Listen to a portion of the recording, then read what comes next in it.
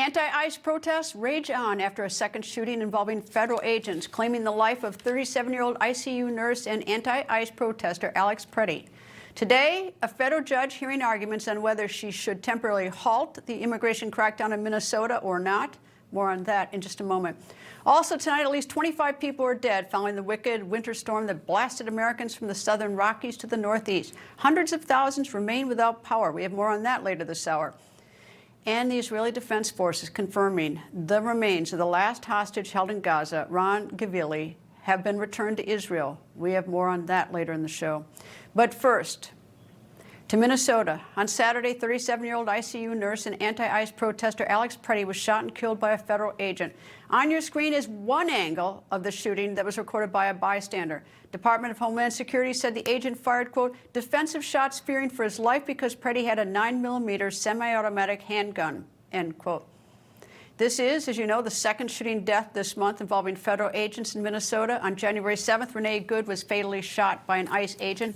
According to DHS, Good was trying to run over the ICE agent with her car. And today, White House Press Secretary Carolyn Leavitt said this. Nobody in the White House, including President Trump, wants to see people getting hurt or killed in America's streets. This includes Renee Good, Alex Pretti, the brave men and women of federal law enforcement, and the many Americans who have been victimized at the hands of illegal alien criminals. Saturday's shooting remains under active investigation by Homeland Security Investigations and the FBI. Also today, President Trump took to Truth Social to write in part, quote, I'm sending Tom Homan to Minnesota tonight. Tom is tough but fair and will report directly to me. Separately, a major investigation is going on with respect to the massive $20 billion plus welfare fraud that has taken place in Minnesota and is at least partially responsible for the violent organized protests going on in the streets. Additionally, the DOJ and Congress are looking at Congresswoman Ilhan Omar, who left Somalia with nothing and is now reportedly worth more than $44 million, end quote. Today, the president also confirming that he held a phone call with Minnesota Governor Tim Walz. President Trump said that Walz, quote, requested to work together with respect to Minnesota. President Trump went on to say that he and Walz seem to be on a, quote, similar wavelength regarding Minnesota, end quote.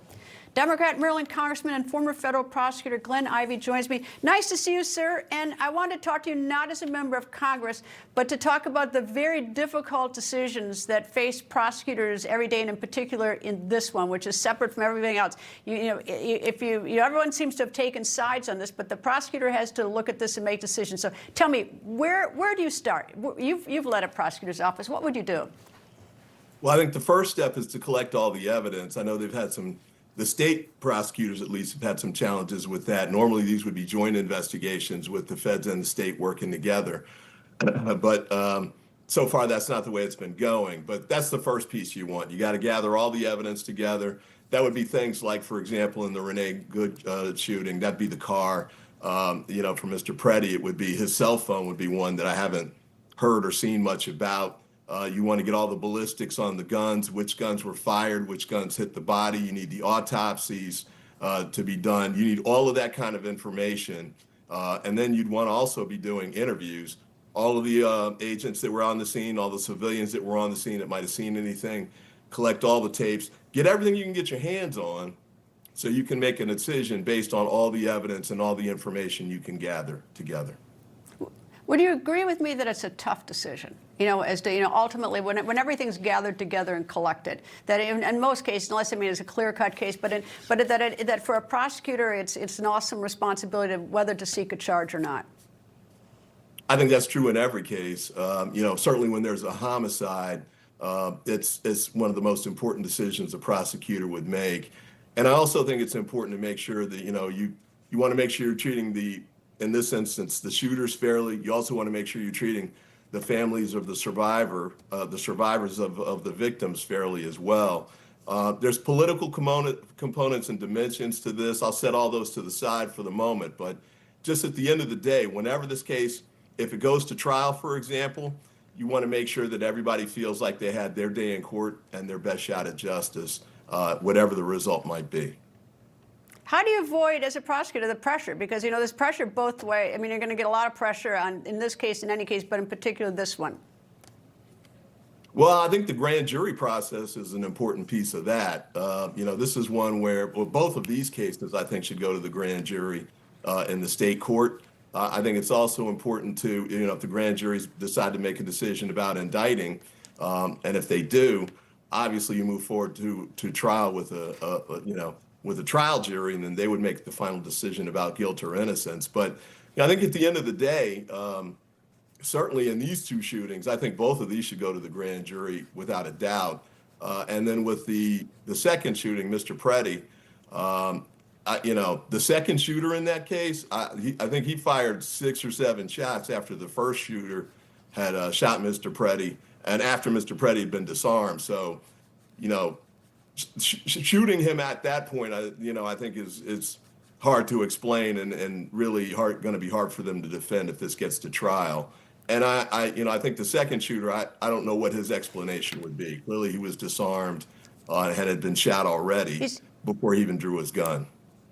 Well, again, and that's where I go back to, like, you can't really decide at this point. We haven't seen all the videos, and I mean, it's like we're all of us in different ways is jumping to conclusions, and sometimes it's grossly unfair to everybody involved until all of us put together so you can see it. This is a type of case that would have maybe companion jurisdiction, state and federal. You've been both a federal and a state prosecutor. Who gets to make the first decision on this? Well, normally, you would do a joint investigation. When I was a state prosecutor and we were working with the Department of Justice, usually they would let the state prosecutors go first. And then if something didn't work out, say like, for example, in the Rodney King case where you had acquittals at the state level, the prosecutors at the federal level looked and said, that doesn't look like the right result. So they followed up with criminal charges in federal court.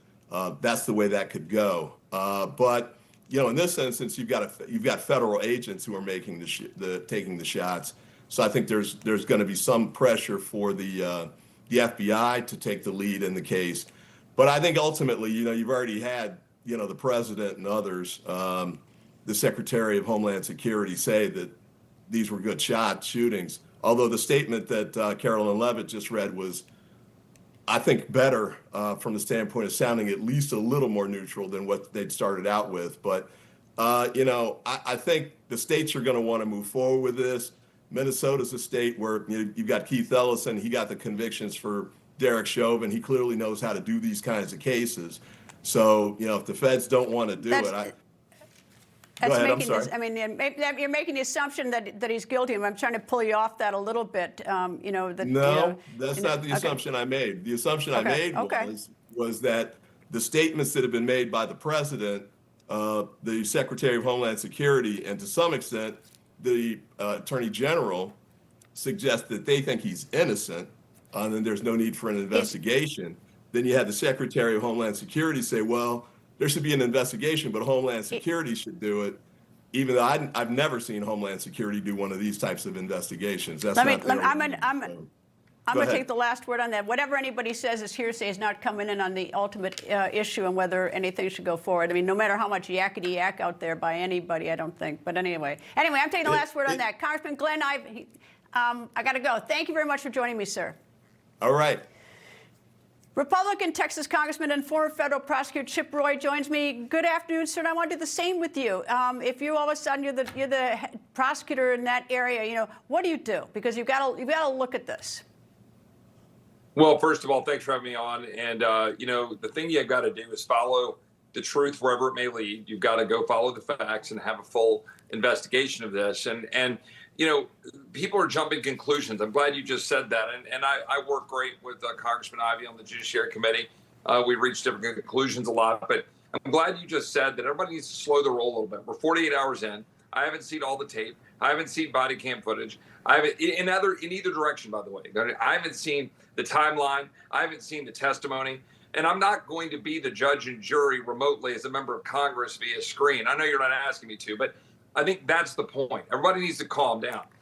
Tom Homan is a very strong leader in going back out there, and the president's doing a good job sending Tom out there to calm everything down. He's the former head of ICE.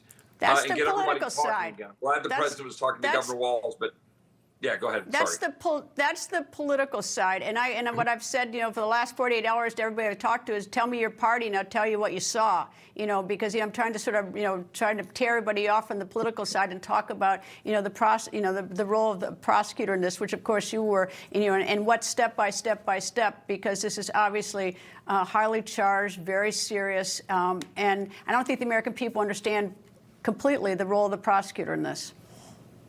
Yeah, but let me pause for 1 second just to say that my point of bringing up Tom wasn't to make it political. Like I was about to say about Waltz talking to the president and about Tom going out there is to calm everything down, to go back to your prosecutorial point. We've got to be a country of law and order where you objectively, neutrally look at the facts, right? Justice is supposed to be blind. You look at it, make a determination of what occurred, follow the truth wherever it may lead. That's the way I did it when I was a prosecutor. You had to make judgment calls, make decisions. And in this case, I do think that there ought to be joint efforts. Look, I'm running for Attorney General of Texas. I can assure you that if feds are doing stuff in Texas, I'm not going to just cede the entirety of jurisdiction to the federal government. But conversely, I'm not going to be standing in the way and thwarting the federal government and its engagement and being able to carry out its duties and have a role in ascertaining the facts when you're talking about the federal law enforcement individuals in question. All right. When you were prosecuting cases, how do you sort of avoid the noise of the press, or the clamor from people one way or the other to indict or not to indict? Well, look, what you have to do is just got to go look at the statutes involved. You got to go figure out whether you can go make the case to the grand jury. You got to go look at the facts that are presented. Go look at what's in front of you. Go take the testimony. And then, at the end of the day, make a decision about whether in public interest you should go proceed. But here, you've got to be able to do that as whether you're the state or federal prosecutor objectively. But again, I do think, and I know you're focusing on the prosecution, and I'm with you there. But also, why was he there, right? That's a whole nother question, right, that's worth exploring so that you can then have a good judgment of the facts on the ground. I agree. You got to look at everything. I'm not saying just look at one thing, but I mean, regrettably, I know this is hard for some people to understand, but you've got to look at the person who was shot and whether or not in some way, because that can even bring something down. If someone should be charged, it can lower the responsibility or the culpability, and that's obviously what, something the prosecutors to take into consideration after looking at all the evidence. Let me ask you this. Can a prosecutor going into a grand jury dictate not supposedly, but ultimately determine whether there be an indictment or not? Can you indict a ham sandwich? Well, I was about to say, the old adage of indicting a ham sandwich. I always went into the grand jury with the belief that these were citizens like any normal jury that are going to look at the facts presented to them. I mean, the difference is, right, you're not presenting the full cross-examination, right? You know that, and people understand how grand juries work. You're going in as the prosecution. You're saying these are the elements of the crime. We believe the elements have been met. Law enforcement presents the facts, and it is one-sided to that degree. But I don't think grand jurors have an interest in jumping in and just indicting anybody for the sake of it. But it's certainly easier to get an indictment than it is to get a full prosecution with 12, jurors. So, look, I don't think you should. Look, my view on it was when I went into a grand jury, I wanted to know that I could win the case in the end. I don't think you should go indict to be able to go settle. I think you want to go indict if you think somebody is guilty and that you could go win in front of a jury and present the facts. But again, the important thing here is that we look at everything and calm down. Like, let's take the Second Amendment point. A whole lot of people are going around throwing around stuff like saying, oh, you had a gun, so there could be a justified shooting. Hold on. I live in Texas. We have concealed carry permits. We can take gun places, including into public settings. And just because I have a gun and 2 magazines on me doesn't mean that it's a justified shoot. But if I interfere with law enforcement and I fight law enforcement and I have a weapon, then it might be. That's what the facts have to. We have to go explore the facts and figure out what happened in front of the men and women in uniform who are there. Congressman Chip Roy, thank you very much. Obviously, this is very difficult for everybody involved, the families and all involved in this, as well as the country as we watch this happen. Thank you, sir.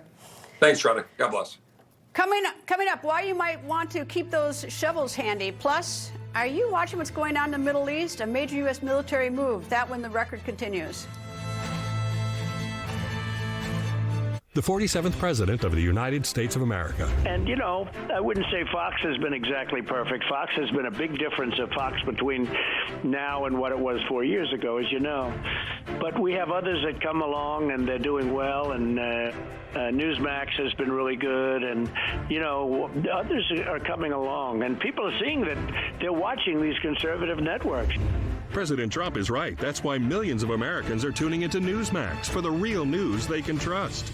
You woke up with a sore throat and a low-grade fever. You know you are getting sick, so here's your choices. You can get sicker and miss work, try to see a doctor this week, or sit hours in a crowded waiting room at urgent care. I have a smarter option for you. Open your medical emergency kit. Match your symptoms to doctor-recommended prescription in your booklet and take the right meds now and get well faster. This is not a first aid kit. It's like having an urgent care in your home. It includes doctor-prescribed medications to treat over 39 medical issues like respiratory infections, strep throat, pneumonia, UTIs, and more. No waiting to see the doctor and no standing in line at the pharmacy. It's right here. Every home should have at least one medical emergency kit, and here's how to order. Order online and save $45. Your kit to treat dozens of common and serious illnesses is rushed to your door. Visit urgentcarekit.com/news, promo code NEWS. That's urgentcarekit.com/news, promo code NEWS. Youth mental health is a complex challenge that requires comprehensive solutions. We must strengthen after-school programs. We must make digital literacy tools available in our schools. We must work with mental health professionals to support children. And we must empower mentors, educators, and parents to keep kids happy. Learn more about our commitment to finding lasting solutions at empowerourfuturecoalition.com/solutions. Paid for by the Coalition to Empower Our Future. Well, this is something people in the Northeast don't want to hear. Another snowstorm, and a more powerful one, could be coming this weekend. A few New York City meteorologists say some weather models show a possibility of more snow, but fortunately it's too early to tell. Meanwhile, much of America is still digging out from this weekend's storm. At least 25 deaths have been blamed on this storm, and right now hundreds of thousands remain without power. As much as an inch of freezing rain was reported in many southern cities. In New England and Boston got clobbered with more than a foot of snow. New York City saw about a foot, which is its biggest storm in 5 years. Senior correspondent John Huddy is in Nashville, Tennessee. John? Yeah, and Greta, you're talking about the freezing rain. You know, yesterday afternoon, that's what we were having here in Nashville, that nasty wintry mix of freezing rain. In fact, where I was standing, this would have just been a pool of slush and sludge and water. Now it's this like hard pack ice, and that's really part of the problem. As we're seeing, you know, Tennessee was one of the worst hit states, particularly with power outages. It led the states nationwide as far as power outages both yesterday and today. That's the bad news. The good news is power is slowly starting to be restored. About 220,000 customers here in Tennessee are without power. That's down from nearly 500,000 as of late yesterday afternoon. The bulk of those outages are in the Nashville area, what's called Davidson County. Greta, we drove out yesterday into some of the hard-hit neighborhoods, some of the rural areas, suburbs of Nashville, to see some of the damage, some of the problems for ourselves. And we're talking about ice coating just about everything, taking out trees, knocking down trees, knocking out power lines, and obviously knocking out power as well. We talked to one resident who a tree narrowly missed his home, took out the gutter of his home, but he said this was the worst ice that he's seen in Tennessee in nearly 40 years. Listen. You live here? Yes, I live right here. So that tree just barely missed your house? Yeah, all it did was catch a little bit of the gutter, but it could have destroyed the corner of the house. And thanks to good Lord, it didn't. And when we rolled up here, that branch snapped, came down, just missed the side of your house as well. Several times the last 3 years, we've had icing and snow, but not the snow to this extent, where all the branches are just, you could hear them. Look right there. Right behind us. Just happened. Yeah, we had to pause that interview because we had to get into the street away from the trees as those branches were coming down. You know, Greta, I've covered stories where people have been killed by falling tree trunks or, you know, tree limbs going through the windshield of their cars or into their homes as well. Yesterday, also, we saw a lot of people coming into area hotels as officials here in Tennessee were warning people if they don't have power to go to warming centers or to hotels that do have power. Our hotel here in downtown is filled with families that are without power at this point. I talked to one lady who said she lives about 4 miles outside of the downtown area here, Lower Broadway in downtown Nashville. She said she's expecting to be without power towards the end of the week as well. Tonight, there's an extreme cold warning. The temperatures right now, it's about 20 degrees. It's expected to go down into the single digits, possibly as low as -10 into the middle parts of the state. But Greta, one final point. That's not the lowest temperature on record in Nashville. Lowest temperature on record was January 21st, 1985. It was -17 degrees Fahrenheit here in Nashville. So it's not going to be that low, but extreme temperatures nonetheless. Back to you. Senior correspondent John Huddy, thank you. And thank you to those out getting the power back on. They're working in extreme temperatures, helping Indeed. the rest of us. And you know about curbside check-in at the airport, but have you seen a drive-in ticket counter check-in? What do I mean by that? Well, on Friday, a car crashed through the Detroit airport. The Mercedes hit a Delta Airlines ticket counter. Witnesses say they saw police detain a man wearing a Detroit Lions jersey. Detroit airport officials say the man was suffering from a mental health episode. Charges, if filed, have not been announced. A K-9 unit searched the car, finding nothing concerning. Luckily, no one was killed. 6 people, though, were treated as a precaution. Delta says airline operations were not impacted. Coming up, the last Israeli hostage has been recovered from Gaza. Why did it take this long? That when the record continues. You know, everybody's reporting the same stories, the same spin. You turn the channel, it's always the same. But not us. We're different. We report the real news. No spin, just the facts. Turn to us, and you won't turn back. Tune in to Rob Schmidt tonight on Newsmax. Hi, I'm Ben Cozy. Isn't traveling a pain in the neck? You're cramped, uncomfortable, and forget about getting any rest. There's nothing cozy about airplane seats or hard plastic benches, and those so-called travel pillows, they just don't cut it. You don't need another travel pillow. You need Be Cozy, the world's most comfortable neck pillow. Trapped in the middle seat? Wrap Be Cozy around your neck to stop chin drop, bobblehead napping. Smashed up against the window? Fold Be Cozy over and tuck it onto your shoulder for super side support. Frequent flyer miles got you sitting aisle? Turn Be Cozy to the side for the perfect pillow position. Everyone wants to be cozy, so get the world's most comfortable travel neck pillow and be cozy just like me, Ben Cozy. You get to be cozy. Everyone gets a Be Cozy. Only Be Cozy has patented overlapping arms so you get double support and the comfort you need in any seat on any trip. Go online right now and get this exclusive TV offer. Buy one Be Cozy, get one 50% off. Get yours now. Don't kibble your dog. Oh, hey, Dr. Marty. Hey, Matt. But what's wrong with this? It's premium stuff. Let's check it out. It's still kibble, which means it's ultra-processed at extremely high temperatures that destroy the nutrients in the food. But at Dr. Marty, we gently freeze-dried premium meats, fruits, and vegetables, locking in their nutrients. Never kibbled. You got it, kid, and they're gonna love it. We're down here in Wimberley, Texas, to build a smart home for Dustin Weber. We want to welcome the Weber family to Wimberley. Yesterday was just amazing. The thought that has been put into these smart homes, they've thought of everything that will make his life better. This home allows me the freedom to experience my children, taking them to bed. This home allows me the freedom to not slip and fall in the bathroom. It is a life-changing experience. Some wireless companies say that they stand for something. What exactly do they stand for, and why won't they say it out loud? Let me tell you what Patriot Mobile stands for. They stand for the lives of the unborn. They stand for the Second Amendment and the right to protect yourself and your family. They stand for our veterans and first responders who sacrifice so much for our freedom. Make the switch to Patriot Mobile today and support a company that doesn't just say they stand for something, but one that stands for the things that matter the most. I still love to surf, snowboard, and of course skate. So I take Cunol Magnesium to support my muscle and bone health. Cunol's high absorption magnesium glycinate helps me get the full benefits of magnesium. Cunol, the brand I trust. Nobody knows Corvettes like McMulkin Chevrolet, the world's largest Corvette dealer for 5 consecutive years. Set apart by its name alone, Corvette delivers a legacy of American craftsmanship, and a vehicle that sets the bar for performance cars deserves a buying experience that beats it. With hundreds of Corvettes in stock and ready for immediate delivery nationwide, it's no wonder Corvette enthusiasts from across the USA keep coming back to McMulkin Chevrolet.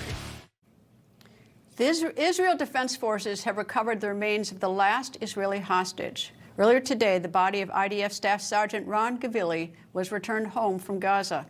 Last month, I asked Israeli Prime Minister Benjamin Netanyahu about Ron Gavili. He ran to the front on October 7th when these monsters invaded us, raped our women and murdered them, beheaded our men, burned our babies. He fought single-handedly with a broken arm. And then he got shot twice. And he killed 14 of these terrorists until the very last moment and the last bullet. And then they killed him and took his body, so we're going to bring him back. With no more hostages remaining in Gaza, what is next? Middle East correspondent Zach Anders joins me from Erbil, Iraq. Zach? Well, Greta, this is a remarkable end to a very painful period. For the first time in more than 4,000 days, more than 10 years, there are no hostages, living or dead, in the Gaza Strip. Master Sergeant Ron Gavili killed on October 7th. His body was taken hostage into Gaza. It has been there for 843 days. The sign in Tel Aviv's hostage square has finally stopped at 843 days. Israeli forces say his body was recovered today from a cemetery where the remains of some 250 bodies were exhumed before Gavili was found. His mother telling Israeli media today that it is a complete relief, even though we wanted a different ending. The IDF in a statement writes that the IDF shares in the family's grief. Quote, the IDF will continue to accompany the families and the returned hostages to act to strengthen the security of Israel's citizens. With this, all of the hostages from the Gaza Strip area have been returned, end quote. Now, Prime Minister Netanyahu stating today that the next phase of this ceasefire is not going to be about rebuilding Gaza, but instead disarming Hamas. That was phase 1 here. We're moving into phase 2, which, as the White House has outlined, is about rebuilding. Now, last week at Davos, the United States revealed redevelopment plans for Gaza, and President Trump says that Hamas has already agreed to disarm. But finally tonight, Greta, the region on edge, another war with Iran looming over our heads, and quite literally from here in Erbil. If it does decide to go that direction, we will be able to see the outgoing ballistic missile fire from Iran from this location here. And then whatever happens with the regime, we potentially could be looking at a very different part of the world soon. Now, sources telling us that the carrier strike group Abraham Lincoln has now reached the CENTCOM area of operations. That doesn't necessarily mean that they're right in range to strike Iran, but certainly in a defensive position now, anticipating some preemptive possible action from the Islamic regime. And we're sitting here and waiting and watching, and we're seeing a lot of the same run-up signs that we did before the 12-day war. Embassies moving non-essential personnel and staff from different military installations across the region, and flights. Flights are always such a key indicator. Public flights that anybody could take on El Al or any of the major carriers, Delta, American, into Israel, they're either moving their flights or offering folks a free refund status no matter what their ticket was for flying into the region. It's not just Israel. Iran's airspace has been closed for some time, partially closed, I should say, and flights are canceling from the major European carriers into very busy airports, Dubai, Doha, Abu Dhabi. So this is that period now where we're waiting to watch as the Abraham Lincoln is approaching, and we know that the second carrier strike group is coming in towards the Med from the Atlantic. And this could be another moment where, as the president is outlining, Iran has crossed over several red lines, but today he's also stated in an interview that they are offering to deal and that they're trying to negotiate. We just don't know exactly what they have to negotiate at this point, Greta. So something to watch for here in the coming hours, days. It's anybody's guess as we look out across my shoulder over the border towards Iran. Anything could be happening next. Greta? Zach Anders in Erbil, Iraq. Thank you. And is Canada doing a U-turn on its tough trade rhetoric with the United States? The Trump administration warning Ottawa that cozying up to China will have serious consequences for Canada. Foreign Affairs correspondent Alex Salvi joins me. Alex. Yeah, Greta, you might get whiplash the way that this is going back and forth so much. You may remember last week when Mark Carney had some rather strong words when it came to U.S. relations. And this week now, Ottawa is saying that it has no intentions to renegotiate a free trade deal with Beijing, as President Trump is still warning that if they do decide to go down that route, there will be punitive tariffs to pay. Now, Prime Minister Mark Carney is saying that he respects the terms of the current trade agreement with Washington, which right now prohibits Canada from pursuing a deal without first notifying the United States and Mexico. All of this a very drastic shift in tone from just last week when Carney was calling for what he referred to as a new world order with greater cooperation with China following a visit to the country, the first by a Canadian leader since the year 2017. Now, Canada is accusing China of dropping industry-specific tariffs of Chinese goods, a move that President Trump warns could result in the U.S. imposing 100% tariffs in response. He says that he can't allow Canada to just become a drop-off point for these Chinese goods that will ultimately make their way into the U.S. market. Now, Treasury Secretary Scott Bessent over the weekend delivering that very same message, saying that Canada has a choice to make in the near future. He's echoing the administration's perspective that Ottawa can either ally with China or the United States, adding that that choice will have some very serious ramifications. We have a USMCA agreement, but based on that, which is going to be renegotiated this summer, and I'm not sure what Prime Minister Carney is doing here, other than trying to virtue signal to his globalist friends at Davos. I don't think he's doing the best job for the Canadian people. Now, of course, the administration is not abandoning the issue. Trump again taking to Truth Social just last night to declare that China is successfully and completely taking over Canada, which he calls a once great country, adding, Greta, that he hopes ice hockey will be spared in that acquisition. So Ice a hockey, little of course. levity at the end there. Indeed. Alex Salvi, thank you. Thanks, Greta. Coming up, President Trump has some demands to end the chaos in Minneapolis. Those presidential demands when the record continues.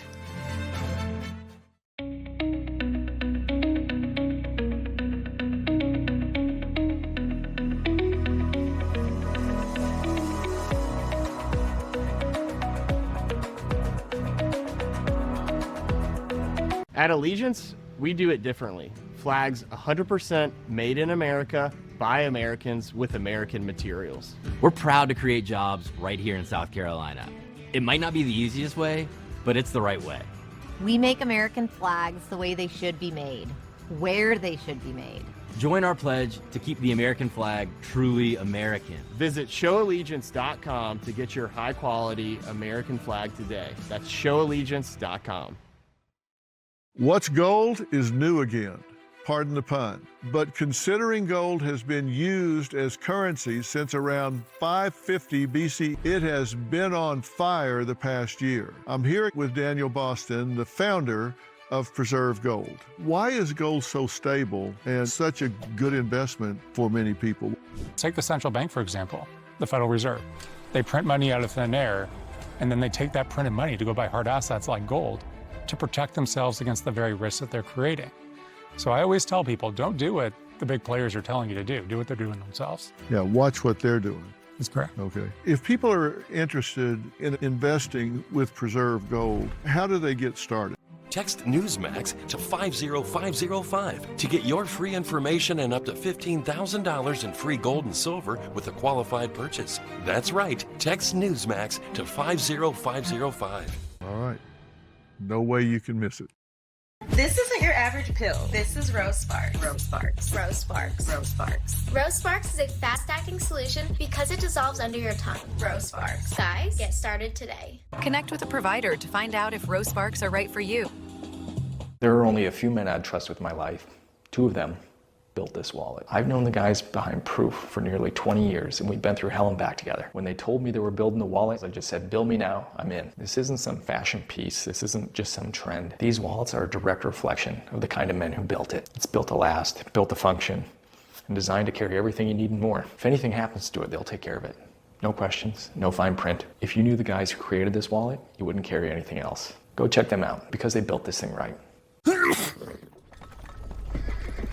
Not again. Your cold is coming! Your cold is coming!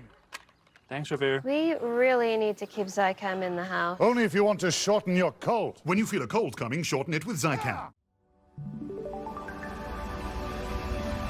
Precise designs, subtle curves, curated upgrades, elevated design for thoughtful living. Thuma. When curiosity strikes about the everyday lives of your family, we're here with answers only your ancestors can provide. See their stories at Ancestry.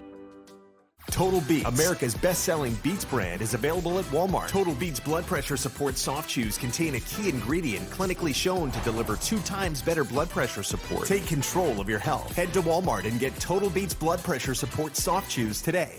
What is next for Israel and Hamas? As mentioned earlier today, the IDF recovered the final hostage from Gaza. Israeli Ambassador to the United States, Yechiel Leiter, joins me. Nice to see you, sir. Good to see you, Greta. Thank you for having me. Finally, Ron Gavili is brought home, and to what, not because Hamas turned him over pursuant to the agreement, but the Israelis had to go find him in a Muslim cemetery.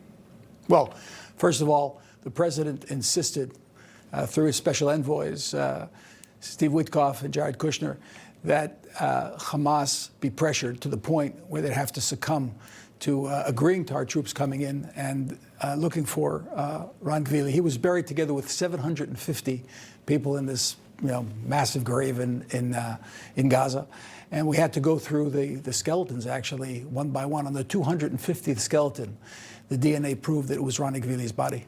Well, the other thing, too, is we go back to the agreement that Hamas and Israel had. They said they were going to turn over everybody within 72 hours. That was back in October. This is a long stretch of 72 hours. The important thing is that we have all our hostages back. Yeah, no, I know. You have incredible patience, and it's important to have patience. I get it. We have to remember where we were just a few months ago. Nobody thought that we'd have all of our live hostages out, certainly not all of our dead hostages. We insisted on getting every one of our dead hostages because we're a people that survived the Holocaust.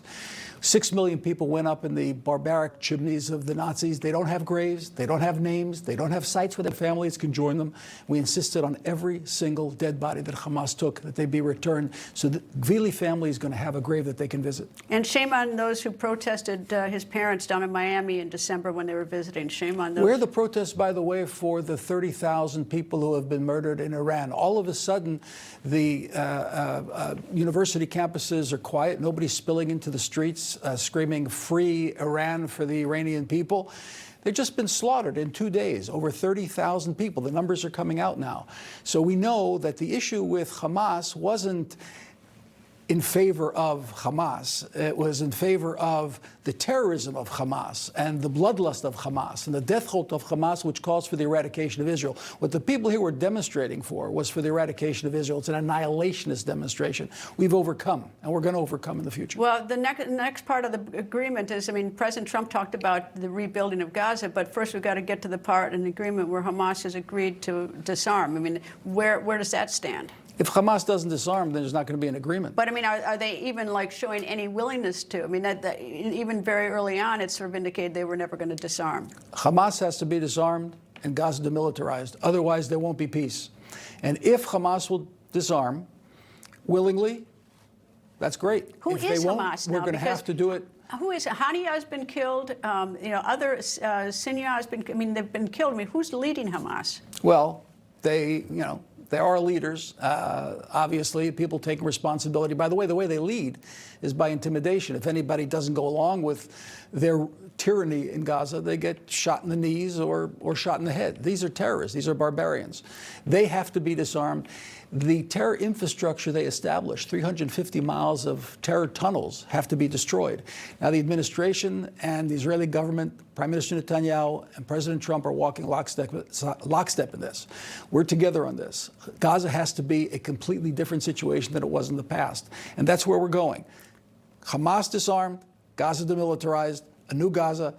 where people can live side by side with each other. You talk about those tunnels. I was in the tunnels, the Hezbollah tunnels from Lebanon to Israel in one, not in several, in one tunnel. And the sophistication of those tunnels, and there was only one purpose for those tunnels. They had lighting, they had air, they had transportation, they had communication, everything. And the only purpose of that tunnel that I was in was to kill. There was no other reason. These people took money from international organizations and from Iran and from Qatar. Well, from the United States through UNRWA. And UNRWA was a willing participant in all of this. And instead of giving it to the people of Gaza, they built these terror tunnels to shoot missiles at our civilian population, to hijack, to kidnap, and to hold people in dungeons. This has to end. Terrorism has to end. We have to deal with all of Iranian proxies in the region, otherwise there's not going to be peace. We can't have an axis of evil, whether it's Shia or Sunni, but no axis of evil which is intent on destroying the state of Israel and Western civilization, I might add.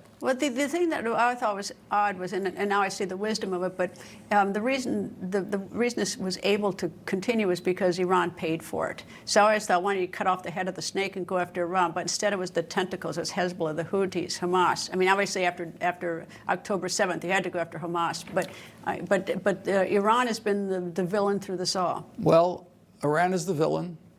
The government, not the people. Oh, no. The people have a brilliant civilization, brilliant history. 92 million people. We could live side by side and do great things for humanity together. But the mullahs of Iran, it's a bloodlust. It's a death cult. And they've supported all of these proxies. And we've degraded them all. We've degraded Iran in Operation Rising Lion, Midnight Hammer, the government of Israel, the Army of Israel, the Army of the United States, the Air Force. We've degraded all the proxies, but we haven't defeated them yet. And this is what has to be done. One last thing, it's International Holocaust Day tomorrow, and I've been to Auschwitz, I've been in the crematorium, walked it. Do you have any sort of thoughts about how it's to be honored tomorrow? The best way to honor the memory of those who perished in the Holocaust is to build and solidify the State of Israel. The State of Israel is the answer to Jewish helplessness and hopelessness. We are no longer a people that is helpless.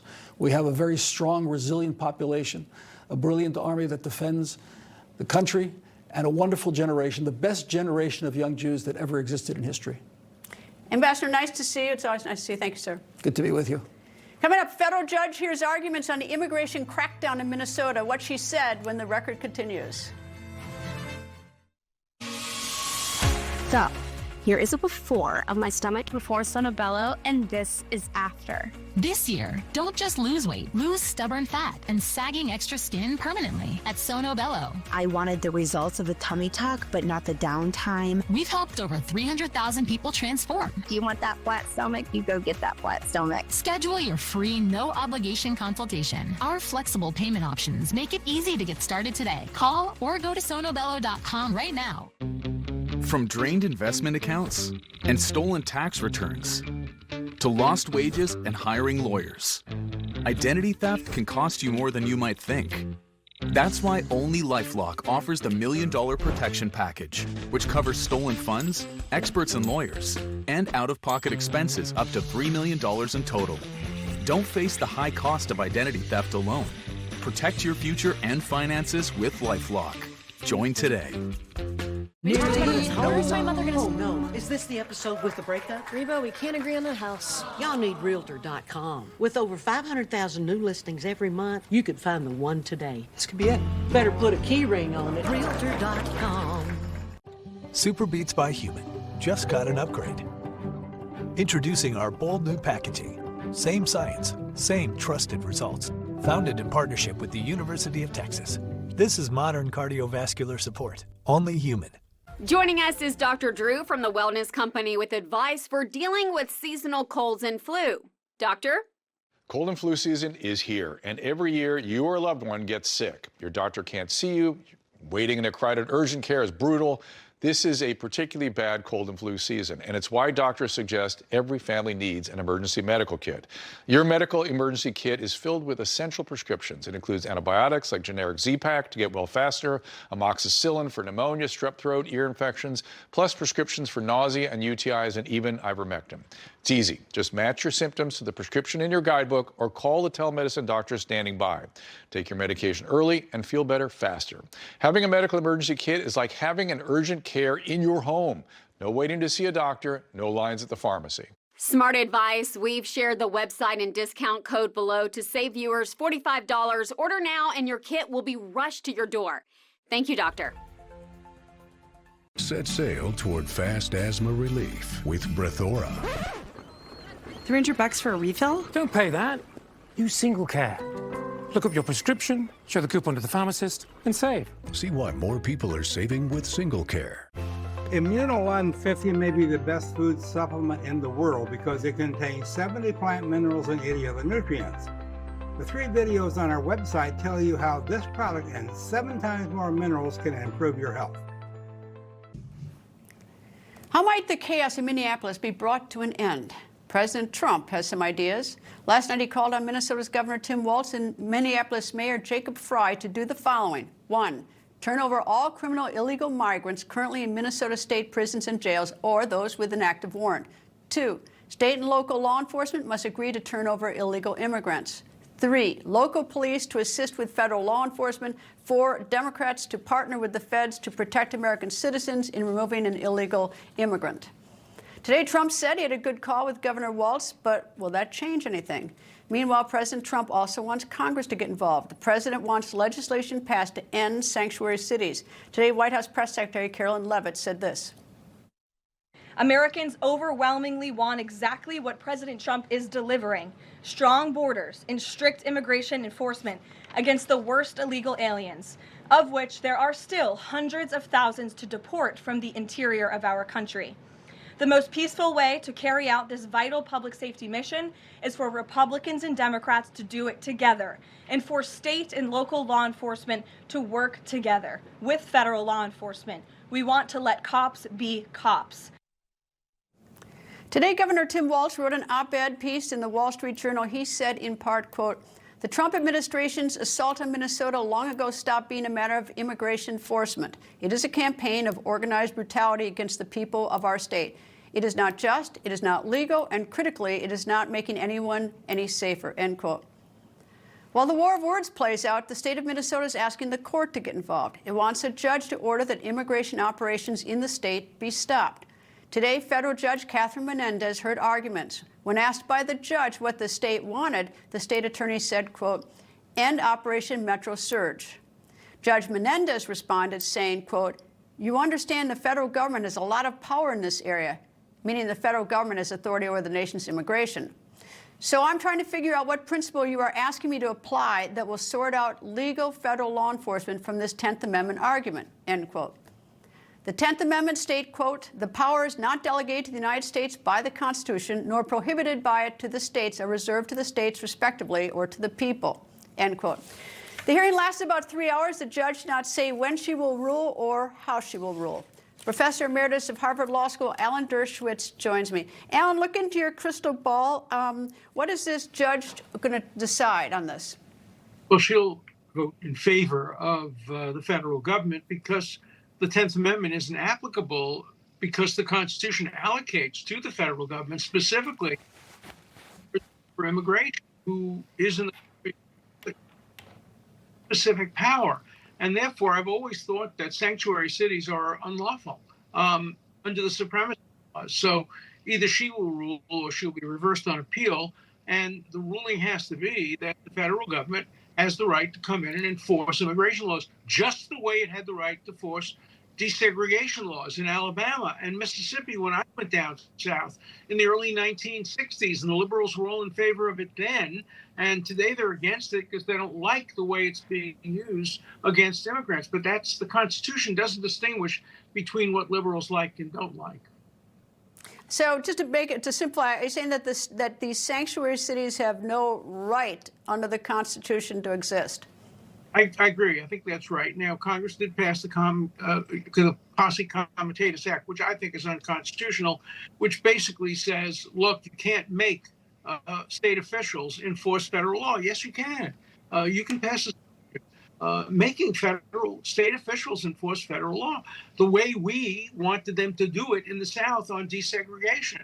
And there's tremendous precedent there with President Kennedy and Attorney General Kennedy, and even Eisenhower sending troops down south to enforce federal law. And federal law is just as valid when it comes to immigration as it is when it comes to desegregation. We may not like it as much, but constitutionally, there's no distinction. What do you tell the American people, I mean, as they watch this? I mean, this has been going on, you know, I mean, it's a terrible situation. We've got sanctuary cities which are unconstitutional, but they continue to exist. We've got people on the street fighting. We've got 2 people who've been killed. We've got, you know, the lives of these ICE officers have also been ruined as well. I mean, they're living, I get that. But, you know, but their lives are destroyed, their children. I mean, nobody's winning on this. No, we need disarmament on both sides. We need the federal government to train its ICE people better, to give them perhaps non-lethal weapons that they can use to prevent their lives from being endangered by protesters. At the same time, the governor and the attorney general, who is a Farrakhan supporter, the attorney general of Michigan, and the mayor, they have to call on the protesters to stop interfering with federal law enforcement. So I think both sides have to de-escalate. Right now, we're moving toward a situation which is only likely to get worse, because when you get situations like that, tragedies are inevitable. People always get injured or killed. And the idea of trying to focus responsibility on one particular ICE agent or another particular ICE agent, what's inevitable is that this will continue unless both sides begin to pull back a little. Already, President Trump has indicated a willingness to de-escalate if things get better. And I hope that Governor Walz, who, by the way, despicably yesterday, on the day before Holocaust Memorial Day, compared two deaths in Minnesota to the Holocaust, and compared the people to Anne Frank. You don't make comparisons to the Holocaust that way. Shame on you, Governor Walz, and shame on you, Mayor, for not calling Governor Walz out on this. I think we have to put everything in perspective. This is not a Holocaust. This is a very complex, serious issue in which the states have some power, the federal governments have some power, and both sides, it seems to me, are overreacting. That's not what happened during the Holocaust with death chambers and shooting squads and the murder of millions of people. Professor Alan Dershowitz, thank you, sir. Thank you. Well, we have some big news, some good news here at Newsmax. Tonight, 5 p.m. Eastern, my colleague Ed Henry is hosting a brand new show. It's called Ed Henry, The Big Take. It will air, as I noted, right after the show every weekday at 5 p.m. Eastern Time. So I lured the host of Ed Henry, The Big Take, my colleague Ed Henry, to join me. Nice to see you, Ed. And let's tell a little history. Ed and I go way back. We worked together at CNN, Fox, and now here. So we have a number of years as colleagues. So it's really fun for me to toss to you and talk about your new show. It's great to be. What's it Can gonna I be? tell everybody what you used to do? Well, here's what it is. First of all, I want to say I used to cover the White House, and I'd be sitting there getting ready. It would be really hot out, and I'd be sweating and trying to remember my notes. I'd have it out in front of me, and all of a sudden, my cell phone would go off because Greta would be watching one of the monitors internally, and would say, "He's about to go live on air," and she would call my cell phone to try to interrupt me. But it was kind of a fun little game. I It was cool. used to torture you that way, and I used to torture a lot. In fact, I stopped doing that. Maybe I should go back doing that when I saw my colleagues on the air to test to see if they had their cell phones on. Yeah, I should try to do that. Tomorrow. But I'm going to do it tomorrow. Just kind of. Yeah. We'll do it to Mike Carter. Let's do it to Mike Carter. Let's hit him twice. Both hit him with that. Anyway, what's the show about tonight? This is your first show, so it's exciting. Yeah, it's exciting because we got Doug Burgum. Now, you always want to get somebody from the cabinet, but Doug is somebody who was governor, obviously, but also was a businessman before. And that's something President Trump sort of catches his eye. He respects him, sort of peer to peer. And he oversees energy policy, a lot of big issues. And what we want to focus on is what Newsmax is about, real news for real people, right? And that's the economy. That's the pocketbook. I think your conversation with Alan Dershowitz was really terrific. But the point for the president is he may, as Alan said, win in court about tough enforcement of illegal immigration, but lose the political narrative. And it's about more than politics, Greta, as we were talking about this morning. People's lives are in danger. And I'm not pointing fingers. You've been great. I've been watching the last hour. let's not get ahead of the facts. You're a lawyer. You know we need to wait. We need to see the rest of the videotapes. But people's lives are at stake. Yes, we need to enforce our immigration laws, but people in the White House have to be careful about calling people terrorists. I gotta go. There's a big show There's a big show at 5 I can't be late for. And by the way, you better turn your phone off during the 5 p.m. You give me a great idea. See you at 5. I'm going to. Okay, 5 p.m., Ed Henry's new show, The Big Take. Coming up, one Texas resident was very excited for the snow. You'll never guess who it is. That when the record continues. Information. Truth. Is freedom. Is Newsmax. It's real news for real people. Got eyelid itching, crusties, and swelling that won't go away? It could be Demodex blepharitis, and we're Demodex mites. We're very common and super irritating to your eyelids, but we love making ourselves comfortable here. Oh yeah, steam time! If Demodex mites are partying it up on your eyelids, it's time to eliminate the root of the problem with Xdemvy. With 1 drop in each eye twice a day, you can kill the mites in just 6 weeks. Xdemvy is the first and only FDA-approved treatment that kills the mites that cause Demodex blepharitis, a common eyelid disease. Avoid touching the tip of the bottle to your eye or other surfaces to minimize contamination. Wait 15 minutes before inserting contact lenses. In clinical trials, the most common side effects were stinging and burning in 1 out of 10 patients. Party's over, folks. It's not you, it's Demodex mites. Talk to your eye doctor today. In 2024, the IRS flagged nearly 2 million tax returns for possible identity fraud. Someone stole my Social Security number and filed a tax return in my name, and I'm a CPA. Your tax forms have all the personal information needed to commit identity theft, and you're not the only one with a copy, which makes you vulnerable. Only LifeLock alerts you to the widest volume of threats others could miss. And if your identity is stolen, a U.S.-based restoration specialist will work to fix it, guaranteed. Enroll now. You deserve high quality. You really do. At Balance of Nature, we don't cut corners. We could cut corners or extract individual vitamins and minerals rather than source whole foods. But that's not who we are. We don't isolate one specific part and sell it alone. Why? Because phytonutrients are woven into the whole plant. We are real ingredients only, always. Go to balanceofnature.com and lock in 50% off for 1 year. Just in time for our country's big celebration, the Kids Guide to America's 250th birthday is here, and it's free. Give your kids this epic story of freedom, heroes, and fireworks. Get it at freeusagift.com. That's freeusagift.com. I'm a martial artist, a skydiver, a pilot, and all of them require your feet to work. Get up in the morning, and it felt like I was standing on marbles on my heel. When I went into the Good Feet store, the fitting was personalized. It was all about me. You put in the arch supports and your day becomes better and the sun shines, the unicorns run by, and you know, it's a good life. I'm Randy, and that's my Good Feet story. See for yourself with a free personalized arch support fitting at the Good Feet store.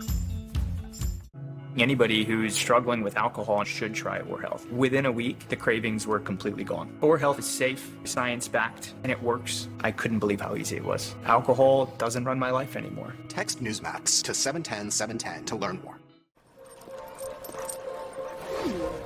Don't kibble your dog. Oh, hey, Dr. Marty. Hey, back. But what's wrong with this? It's premium stuff. Let's check it out. It's still kibble, which means it's ultra-processed at extremely high temperatures that destroy the nutrients in the food. But at Dr. Marty, we gently freeze-dry premium meats, fruits, and vegetables, locking in their nutrients. Never kibbled. You got it, kid, and they're gonna love it. This weekend, snowy weather swept across the United States. For many of us, that meant cold hands, slippery roads, and canceled plans. But for one Longhorn at the Fort Worth Zoo in Texas, the snow meant pure joy. The Longhorn was not faced with dust, mud, or Texas heat, but soft, white, fluffy snow, and he loved it, jumping, prancing, stomping, then at it again. By his reaction, it looks like he had a great snow day. Look at him. What a hoot. Thanks for watching, and Ed Henry is up next. Stay with Newsmax to watch Ed Henry's new show.